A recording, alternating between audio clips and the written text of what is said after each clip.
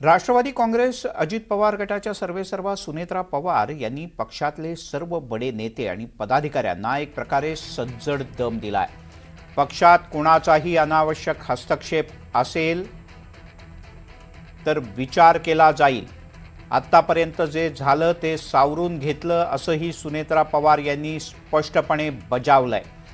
पक्षांतर्गत कुरघोडी करणाऱ्या नेत्यांना सुद्धा सुनेत्रा पवार यांनी इशारा दिला आहे। राष्ट्रवादी काँग्रेसच्या स्थापना दिनाच्या कार्यक्रमात त्या बोलत होत्या। प्रत्येक पदाधिकारी कार्यकर्त्याची निष्ठा, परिश्रम आणि समर्पण माझ्या लक्षात आहे। योग्य वेळी प्रत्येकाला न्याय आणि संधी मिळेल याची खात्री मी आपल्या सर्वांना देते। आतापर्यंत पक्षामध्ये जे घडलं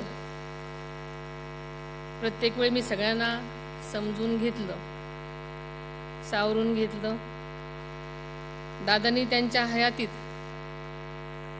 सगळ्यांना, कार्यकर्त्यांना खूप समजून घेतलं, सगळ्यांचे हट्ट पुरवले, प्रेम केलं, मान सन्मान दिला,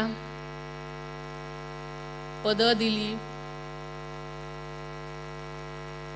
जे जे म्हणाल ते सगळं त्यांच्या परीनं देण्याचा दादांनी प्रयत्न केला।